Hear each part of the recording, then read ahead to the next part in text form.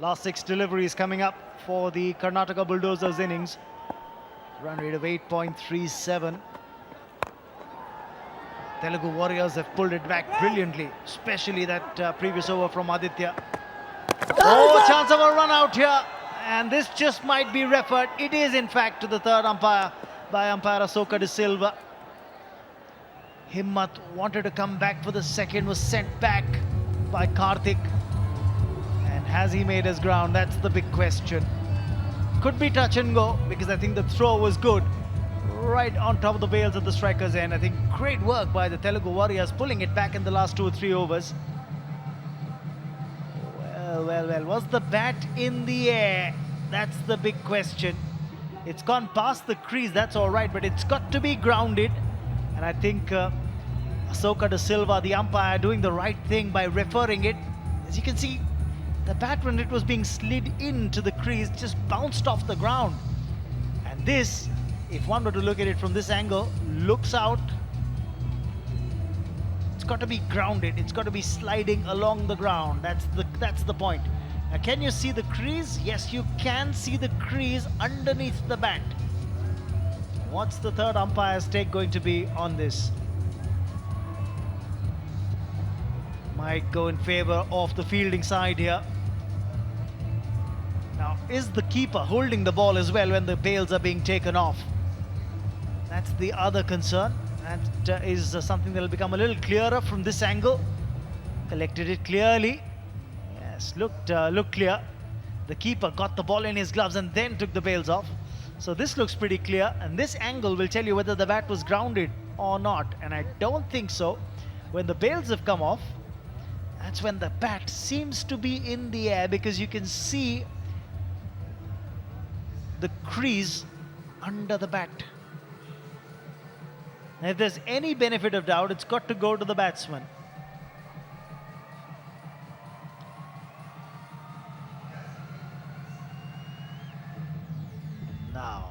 Now, the bails have been dislodged here. The bail's been dislodged, but the big point is the bat seemed to be in the air, not along the ground. What's the third umpire's take going to be? Now, this really is taking almost forever, but remember, it's an important decision. You've got Himmat, who can tonk the ball a bit. He's already hit a boundary, having made 10 of 7 deliveries. This wicket could be critical given the last 4 or 5 deliveries of this innings.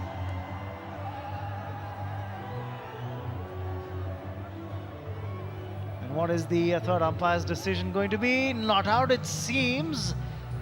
Maybe going in favor. Yes, not out it is. That's what the third umpire says. So sufficient doubt in the third umpire's mind to give the benefit of that to the batsman.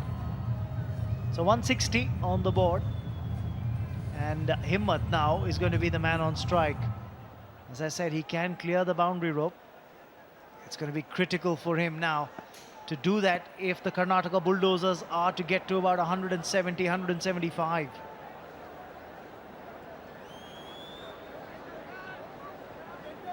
Nanda Kishore's bowled well for his 3.1 overs so far, given away just 20.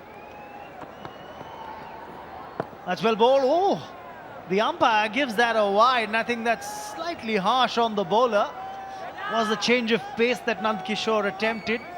Seemed to be well inside the marker for the wide, but the umpire doesn't seem to think so, and that's what matters.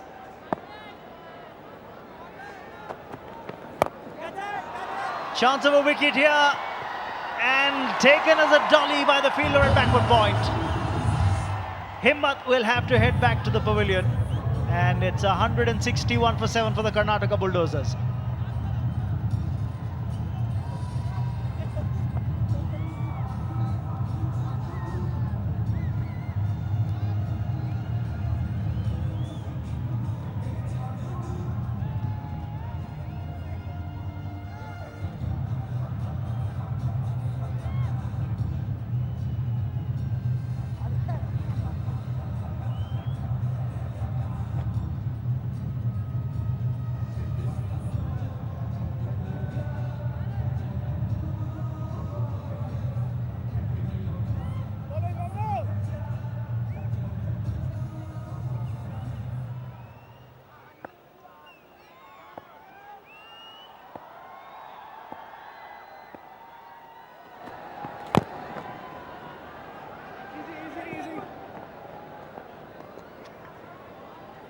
So an easy single there for Karthik.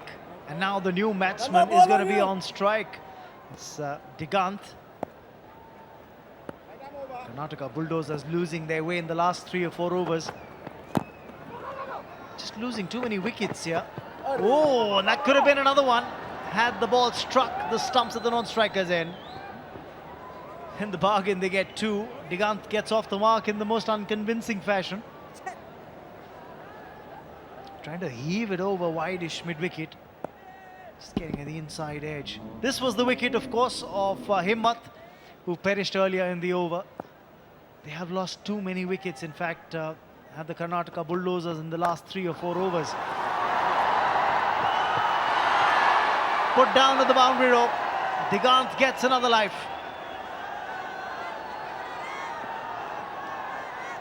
Should have been taken at long on that occasion.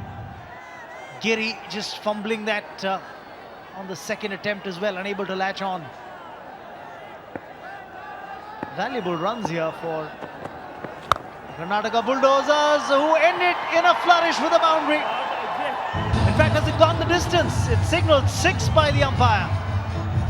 So they go past the 170 mark. Karnataka Bulldozers wrap up the 20 overs with 171 on the board for the loss of 7 wickets. Pam Chikawawa moment there. 172 will be the target for the Telugu Warriors when they come out to bat in just a bit. Very handy run rate of 8.55 for the Karnataka Bulldozers. And Kishore just trying to cut the room on the batsman by angling it in, but just picked away on the onside, clearing the boundary rope just about and getting 6 there. So a handy way to wrap up the innings by Karthik. Now 172, that's the challenge, the gauntlets thrown down to the Telugu Warriors. See what they can do.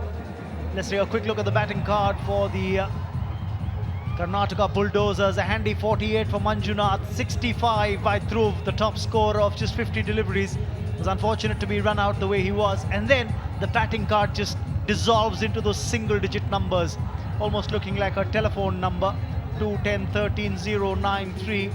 It could have got to 185 odd had someone in the middle order contributed a little more. But 171 it is.